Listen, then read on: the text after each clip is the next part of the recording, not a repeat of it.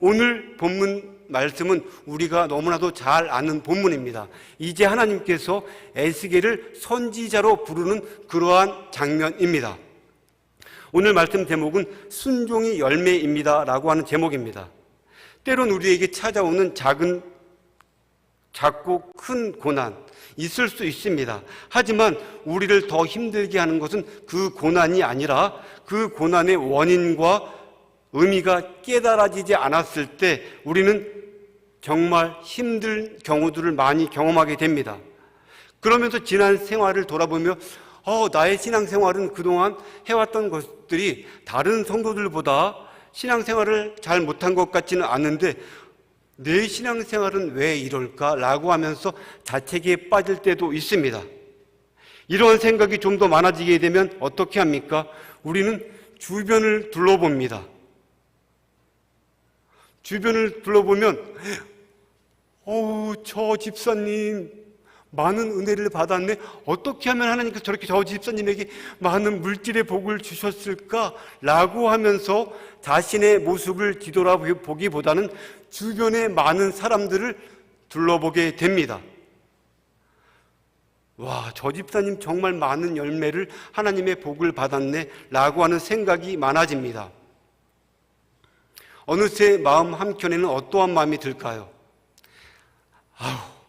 나도 물질이 많았으면, 환경이, 상황이 좋았으면 좀 더 많은 열매들을 하나님께 올려드리고 흘려보낼 수 있었을 텐데 라고 하는 생각을 거의 대부분 하게 됩니다. 이 이야기는 제천 성도교회의 이야기가 아니라 제 이야기입니다. 그래서 저는 오늘 설교를 준비하면서 저 스스로를 다시 돌아보는 시간을 가졌습니다. 분위기를 보니까 정말 여러분들은 아닌 것 같습니다.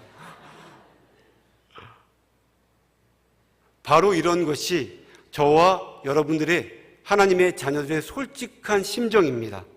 그래서 때론 어떠한 마음이 듭니까? 하나님, 저에게도 5달란트를 주셨으면 사람들이 부러워하는 그러한 은혜를 흘려보냈을 텐데 왜 하나님 나한테는 1달란트밖에 주시지 않아서 이렇게 내 자신 어려운 고난과 어려움 속에 있게 하십니까? 라고 하면서 하나님을 원망할 때도 가끔 있습니다. 아니, 저의 경우는 가끔이 아니라 많이 이런 날이 있었던 것 같습니다. 오늘 본문은 우리가 너무나도 잘 알고 있는 하나님이 에스겔을 부르시는 내용이 기록되어져 있습니다. 에스겔은 이스라엘 남유다 제사장 가문에서 태어났습니다. 이제 북이스라엘은 아시리아에 의해 이미 멸망당했고 이제 남유다마저도 바벨론 제국에 의해서 멸망으로 치닫고 있습니다. 이 시기에 바벨론의 통치자는 세계 7대 불가사의의 하나로 꼽히는 바벨론의 공중정원, 이것을 건축하게 한 느부갓네살입니다. 이제 이 느부갓네살은 남유다의 왕이었던 여호와긴과 왕족 및 귀족 그리고 유다의 높은 지위에 있는 사람들을 사로잡아서 바벨론으로 강제 이주시켰습니다. 한번 생각해 볼까요? 에스겔, 아마도 나라가 망하지 않았다면 남유다에서 제사장 역할을 감당하고 있었을 것입니다. 하지만 나라를 잃고 치욕스럽게 끌려가고 있는 지금은 일개 한 망한 나라의 포로에 불과합니다. 나라를 잃고 바벨론으로 끌려가고 있는 상황을 한번 여러분 생각해 보시기 바랍니다. 하나님의 백성인 이스라엘에게도 국가적으로 수치스러운 일이었지만 에스겔 개인에게 있어서도 더 이상 내려갈 곳이 없는 바닥으로 굴러떨어진 치욕스러운 상황입니다. 더욱이 나라를 잃을 위기 앞에서 통곡하며 울부짖어 기도할 때에도 하나님은 침묵하셨습니다. 이러한 절망의 길에서 그런데 모든 것을 잃어버리고 포로로 끌려온 지 5년이 지난 어느 날 이방 땅의 한 강가, 포로 수용소인 그발 강가에서 기대하지 않은 때와 장소에서 기대치 않은 모습으로 하나님께서 지금 오늘 에스겔에게 찾아오시는 본문입니다. 에스겔서 1장 1절 말씀은 제가 한번 읽도록 하겠습니다. 30째 해 넷째 달 초닷새에 내가 그발 강가 사로잡힌 자 중에 있을 때에 하늘이 열리며 하나님의 모습이 내게 보이니. 아멘. 전혀 생각하지 못한 때에 부름을 받은 에스겔은 특별한 보내심의 명령을 받습니다. 그러나 특별한 보내심의 자리는 제법 폼나는 자리는 또한 역할 아니었습니다. 이러한 절망적인 상황에서 에스겔은 과연 무슨 소망을 품을 수 있었을까요?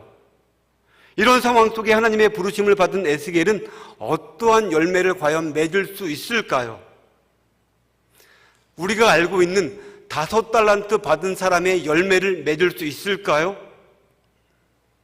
더욱이 부름을 받고 보내심을 받은 곳이 어디일까요? 이것이 중요합니다. 에스겔서 2장 3절 말씀입니다. 인자야, 내가 너를 이스라엘 자손 곧 패역한 백성 나를 배반하는 자에게 보내노라.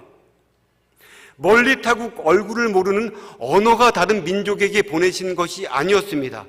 다름 아닌 말씀을 거역하고 범죄해서 하나님 앞에 심판받고 그리고 고통당하며 처절한 삶을 살아가고 있는 자기 동족에게 보내신 것이었습니다. 한번 생각해 볼까요? 우리는 가끔 하나님의 부르심, 사명을 생각할 때 추상적으로 막연하게 생각하는 경우가 있습니다.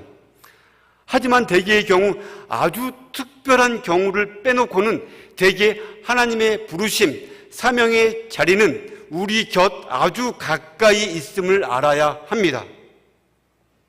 바로 내가 매일 만나는 사람들, 그들에게 저와 여러분이 해야 할 섬김과 사랑, 그리고 복음을 전하는 일에 부르셨습니다. 때론 나와 원수된 사람들에게 더욱더 가까이 붙이시고 그곳에 부르셨을 수도 있습니다. 내가 살고 있는 지역, 바로 이 자리가 우리를 부르신 사명의 자리라는 사실입니다. 이것을 절대로 잊으시면 안 됩니다. 그렇다면 에스겔은 패역하고 하나님의 말씀에 거역하고 배반하는 백성에게 보내셨다면 우리는 당연히 에스겔을 통해 많은 백성들이 회개하고 돌아오는 상황을 기대합니다. 당연히 그래야 합니다. 왜요? 하나님이 부르시고 세우신 자리이기 때문에 그렇습니다. 엄청난 부흥이 있을 거라고 생각합니다. 왜요? 하나님이 부르신 자리이기 때문에 그렇습니다. 우리가 잘 알고 있는 요나, 우여곡절 끝에 이제 결국엔 하나님이 보내신 곳에 가서 니느웨 성에 가서 복음을 전합니다. 요나가 니느웨 성에서 하나님의 말씀을 전했을 때 니느웨 백성들은 요나가 오기라도 기다렸다는 듯이 어떤 일을 합니까? 베옷을 입고 회개하였던 것처럼 적어도 하나님이 부르셔서 세운 자리이고 사역이니 많은 열매들이 있을 것이라고 생각합니다. 그래야 좀 하나님의 이름도 올라가고 좀 폼나지 않을까요? 멋있잖아요. 사역할 맛도 나고 신앙생활할 맛도 나지 않을까요? 왜요? 하나님께서 부르시고 세우신 자리이고 하나님께서 나에게 붙여주신 사람이기 때문에 하나님께서 세우신 자리이고 붙이신 사람이니까 폼나는 많은 부흥의 열매들이 있어야 하는 것은 당연합니다. 우리들은 그렇게 생각합니다. 그러나 하나님이 부르시고 세우시고 보내신 곳이었지만 이스라엘 백성들은 에스겔을 받아들이지 않을 것이라고 오늘 본문에 말씀합니다. 에스겔서 2장 5절, 6절, 7절 말씀 제가 읽도록 하겠습니다. 그들은 패역한 족속이라 그들이 듣든지 아니 듣든지 그들 가운데에 선지자가 있음을 알지니라. 인자야, 너는 비록 가시와 찔레와 함께 있으며 전갈 가운데 거주할지라도 그들을 두려워하지 말고 그들의 말을 두려워하지 말지어다. 그들은 패역한 족속이라도 그 말을 두려워하지 말며 그 얼굴을 무서워하지 말지어다. 그들은 심히 패역한 자라. 그들이 듣든지 아니 듣든지 너는 내 말로 고할지어다. 하나님의 부르심이라고 하기에는 너무나도 초라한 장소, 생각지 못한 곳으로 보냄받은 에스겔. 자신이 기대했던 것과는 전혀 다른 사람들의 반응에 직면할 것을 각오해야 한다고 하나님은 에스겔을 부르시면서 초장에 이런 말씀을 하고 계세요. 하나님께서는 그들이 돌이키기를 원하시지 않을 거라고, 백성들이 그렇게 반응하지 않을 거라고 말씀하십니다. 하나님이 부르시고 보내신 자리인데 이미 부흥의 열매는 없을 거라고 말씀하고 있는 본문입니다. 그럼 하나님은 에스겔을 패역한 족속 이스라엘에게 보내시는 하나님의 계획은 도대체 무엇일까요?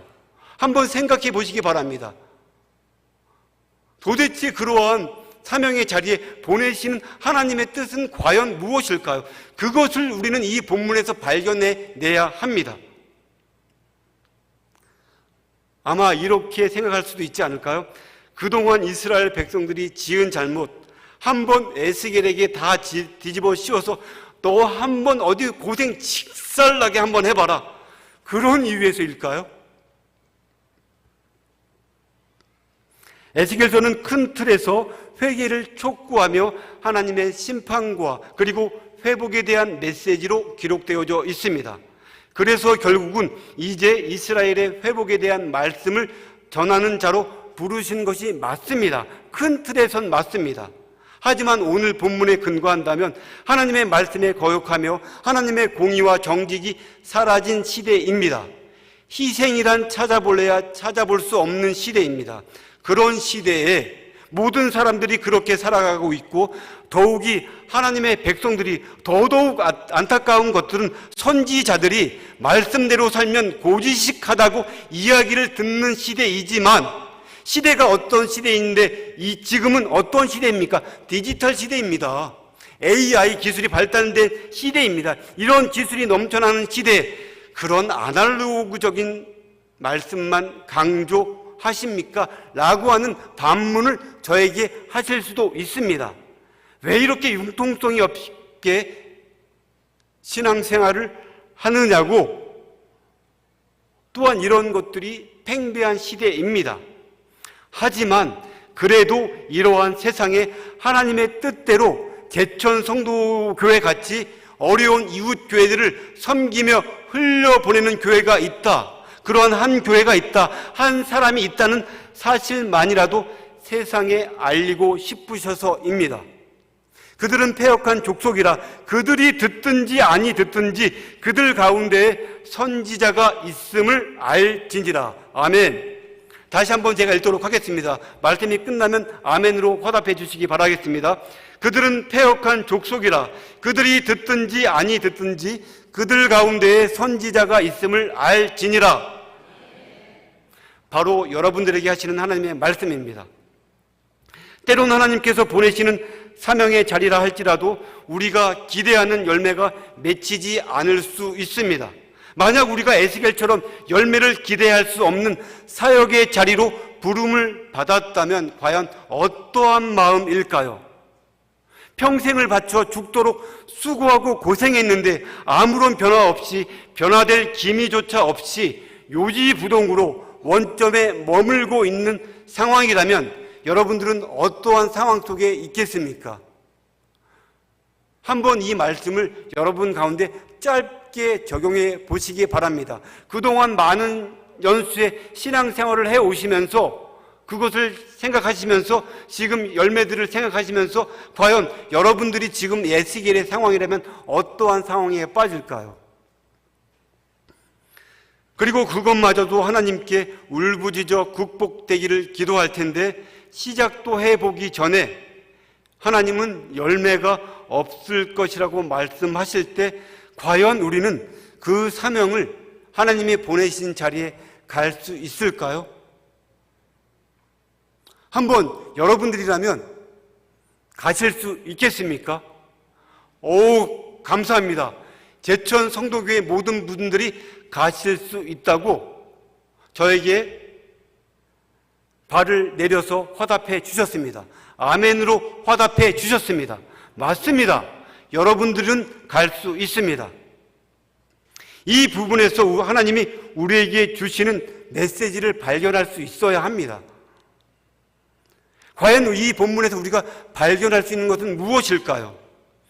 그것은 결과, 열매, 크기, 물질의 많고 적음, 성취의 여부는 부르심, 사명의 성공의 여부를 가늠하는 기준이 아니라는 것을 하나님은 오늘 저와 여러분들에게, 하나님의 자녀들에게 말씀하고 있는 것입니다.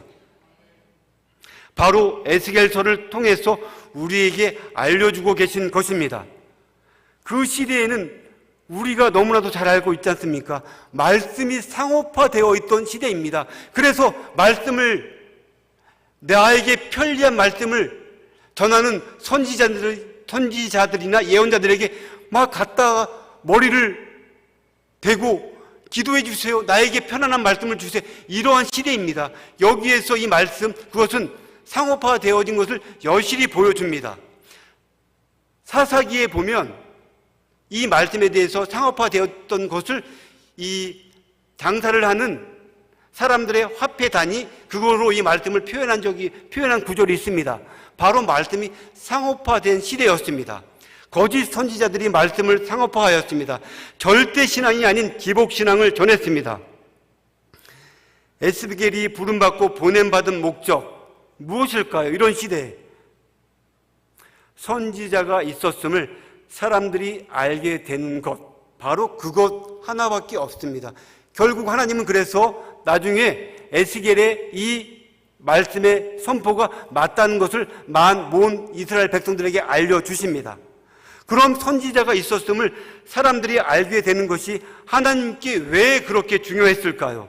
그것은 에스겔이 하나님이 세우신 그 자리에서 묵묵히 순종하는 모습으로 서 있는 것 그 자체, 세상이 알게 되는 것, 바로 그것이 하나님의 기대였고 계획이었기 때문입니다. 그렇게 하나님이 세우신 자리에 존재하는 것, 바로 그것이 에스겔의 사명이었습니다.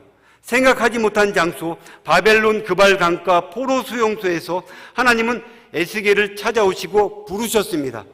그리고 패역한 이스라엘 백성들에게 보내셨습니다.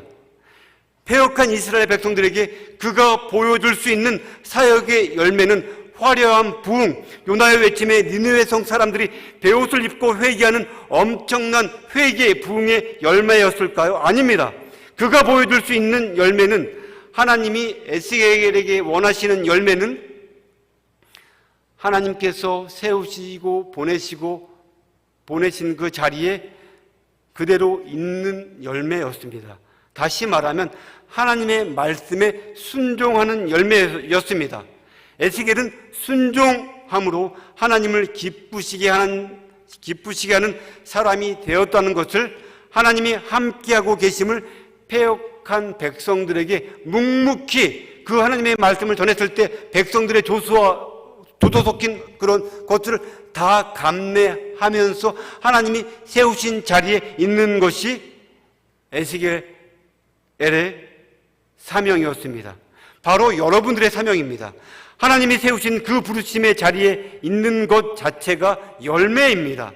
바로 순종의 열매를 올려드릴 수 있는 저와 여러분들이 되기를 축복합니다. 이러한 부르심, 에스겔에게만 주신 것일까요? 우리가 살아가는 세상은 심히 어렵고 패역한 세상입니다. 정직하고 의롭게, 고리타분하게, 아주 미련스럽게 신앙생활을 하려고 하면 우리를 격려하기보다는 오히려 어리석다고 말하며 속이려 드는 세상입니다. 세상 사람들이 그렇게 이야기하면 그나마 하나님의 자녀가 아니라서 이해할 수 있습니다. 그런데 더 안타까운 것은 오늘 말씀에도 나와 있듯이 이스라엘 백성들 누구입니까? 선민입니다. 하나님께서 구약시대에 택한 하나님의 백성, 자녀들이 하나님의 선지자, 하나님의 백성을 서로 조소하는 내용입니다. 그러면 여러분들, 그래도 하나님께서 세우신 그 자리에 있을 수 있겠습니까? 그러나 부름받고 보냄받은 우리는 순종의 길을 포기해서는 안 됩니다. 우리는 부르심의 자리에서 순종하며 노력해야 합니다. 하지만 때론 열매 없는 현실 앞에 좌절하고 실망할 수 있습니다. 그럴 수 있습니다. 남들이 보기에도 좋은 열매가 많으면 얼마나 좋겠습니까? 하지만 열매는 철저히 하나님의 영역입니다. 열매는 철저히 하나님의 영역입니다. 고린도전서 3장 6절 말씀입니다. 나는 심었고 아볼로는 물을 주었으되 오직 하나님께서 자라나게 하셨으니. 나는 심었고 아볼로는 물을 주었으되 오직 누가 자라나게 하셨다고요? 하나님께서 자라나게 하셨다고 말씀하고 있습니다. 심는 자와 물 주는 것은 사람이 할 수 있지만 자라게 하고 열매 맺게 하는 것은 오직 하나님 한 분이라고 말씀하고 있는 것입니다. 그래서 하나님은 우리의 삶을 형통하게 하시는 것보다, 우리가 기대하는 결과를 이루게 하시는 것보다 하나님께 순종하며 살아가는 우리의 모습을 세상 사람들에게 보여주는 것 자체가 하나님의 진정한 기쁨이며 열매라고 오늘 에스겔서 본문 말씀을 통해서 저와 여러분들에게 말씀하고 있는 것입니다. 하나님이 원하시는 열매가 세상에서 말하는 획일적인 열매, 결과, 성과가 좋은 많은 열매 맺는 것이라면, 우리가 바라는 대로 되는 것이라면 하나님은 성취시키는 능력도 하나님의 자녀 모두에게, 모든 이 땅 가운데 있는 교회들에게 주셔야 합니다. 이 말씀을 준비하면서 한 책을 읽었습니다.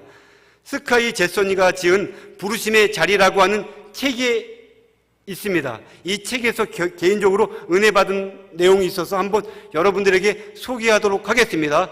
다시 한번 시간 되시는 분들은 구입해서 읽으셔도 좋습니다. 다시 한번 작가와 책 제목을 알려드리도록 하겠습니다. 스카이 제선입니다. 제목은 부르심의 자리라고 하는 책입니다. 이런 내용이 있습니다. 측정 가능한 결과로 측정 불가능한 하나님을 가늠하지 말라. 세상의 상대적인 열매로 결과로 하나님을 제한하지 말라는 내용이 있습니다. 사무엘상 15장 22절 말씀입니다. 순종이 제사보다 낫고 듣는 것이 순양의 기름보다 나으니. 순종이 제사보다 낫고 듣는 것이 순양의 기름보다 나으니. 순종하는 삶 자체가 사명이라면 능력은, 열매는 그리 중요한 것이 아닙니다. 많은 사람들은 하나님이 역사하셔서 열매 맺는 때를 기다립니다. 그러나 하나님은 오히려 저와 여러분이 순종하는 때를 기다립니다. 우리는 사명을 이룰 수 있는 능력을 달라고 하나님께 소망하며 기도하지만 하나님은 순종 그 자체를 사명, 열매로 보십니다. 우리 모두는 드러나는 성과의 열매를 기대하지만 하나님이 기대하시는 열매는 순종하는 저와 여러분의 그 모습 그대로를 열매로 보십니다. 엘리자베스 엘리엇의 격언을 전하며 말씀을 정리하도록 하겠습니다. 오늘 우리 앞에 놓여 있는 일에 순종하지 않고 미래에 대한 인도를 구하는 게 말이 됩니까? 성경에 수없이 많은 중대한 사건들이 한 사람의 작은 순종에 달려 있었습니다. 안심하세요. 지금 하나님께서 하라고 하신 일을 하세요. 지금 하나님께서 개천 성도교회 여러분들에게 하라고 하신 일을 하세요. 그리고 그걸 의지하면서 그리고 그것을 의지하면 하나님께서 무엇을 해야 할지 보여주실 것입니다. 그것은 크고 화려한 일이 아닐 경우가 더 많이 있습니다. 바벨론 포로 수용소 그발 강가에서 하나님은 에스겔을 부르셨습니다. 그리고 패역한 이스라엘 백성들에게 보내셨습니다. 하나님이 에스겔에게 원하시는 사역의 열매는 그 자리가 힘들고 어려운 곳이라도 하나님이 세우신 그곳에 있는 바로 순종이었습니다. 그런 의미에서 이 말씀은 아마 세상의 많은 사람들 또한 예배 시간을 사람들의 편리에 따라서 바꾸는 많은 교회들이 있습니다. 무슨 주일 저녁 예배를 오후 5시에 드려? 무슨 주일 오후 저녁 예배를 7시에 드려? 그냥 오전 이제 주일 낮 예배 12시 드려, 12시에 마치고 점심 마치고 한 2시면 딱 맞잖아. 그렇게 좀 편리하게 드리면 안 돼? 라고 하는 시대이지만, 그럼에도 불구하고 우리의 믿음의 선조들이 정말 열심히 기도하며 닦아놓은 그러한 예배의 시간들, 이것을 지키기 위해서 어떠한 교회에서는 아마 고리타분하다고 말할 수 있습니다. 그렇게 생각하시는 분들은 주일 저녁 예배 5시에 황금 같은 이 시간에 이 자리에 나와 있겠습니까? 그런 의미에서 여러분들은 순종의 열매를 하나님께 올려드리는 분들입니다. 상황과 조건과 환경을 뛰어넘어서 하나님께서 세우신 그 자리가 화려하지 않더라도 정말 원수 같은 사람을 나에게 붙이시더라도 함께 그 자리에 있는 것이 열매입니다. 그 열매를 올려드리는 제천교회, 제천 성도교회 성도님들 다 되기를 간절히 소망합니다.